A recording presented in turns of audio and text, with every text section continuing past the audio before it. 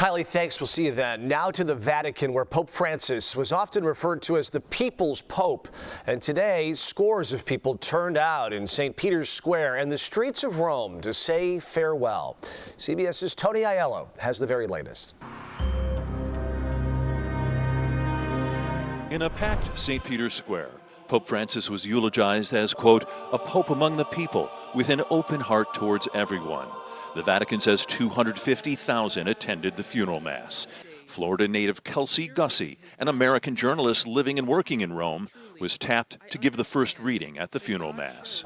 This is such a huge honor to be a part of this momentous occasion. And so, honestly, also for me, it's a big way to say thank you to Pope Francis. Following the funeral, tens of thousands lined the route to see the Pope's coffin carried through the streets of Rome to St. Mary Major, where Francis chose to be buried. It's a church he came to pray in often.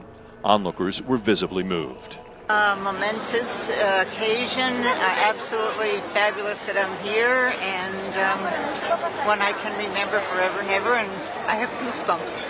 You're crying a little bit. Yes, I'm crying. This triggers like a lot of emotion. What was your feeling when the coffin of the Pope came by? Thankfulness and a big blessing for the world. Among the world's estimated 1.4 billion Catholics, many gathered at all hours to watch the funeral broadcast live, including in the Pope's native Argentina, which Francis never visited as Pope, but he's still revered there. Just before the funeral began, Ukrainian President Zelensky and President Trump met privately within St. Peter's to discuss Russia's war with Ukraine. With Pope Francis's funeral now over, a period of mourning has begun. The conclave, in which eligible cardinals will gather in the Sistine Chapel to elect the next pope, is expected to begin as early as May 6th. Tony Aiello, CBS News, Rome.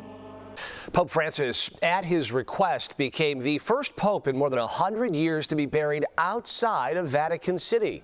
He also requested a very simple tomb. His tomb bears just one word: Franciscus. As hundreds of thousands mourn in Rome, Chicagoans now have a chance to honor the late Pope Francis this evening. Holy Name Cathedral hosting a special commemoration for the Pope. It starts in just a few minutes. Our Noel Brennan joins us now live outside the church in River North. Noel.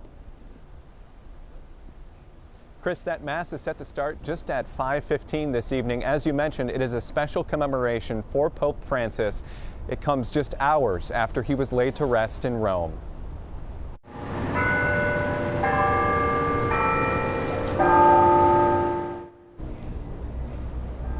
Hear the church bells, they're ringing this afternoon. The Mass this evening will be led by Bishop Lawrence Sullivan. It's open to Catholics and non-Catholics alike. The church says it's an opportunity to pray for the repose of Pope Francis's soul and a chance for prayerful unity and remembrance here in Chicago. Pope Francis's funeral was held at 3 a.m. Chicago time.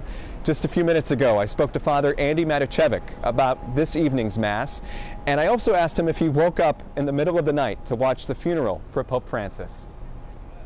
I did. I woke up at 2:30 in the morning. I watched the whole thing. It was very moving.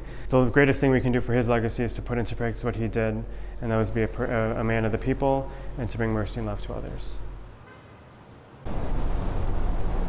The Catholic Church now enters those 9 days of mourning before the papal conclave process begins.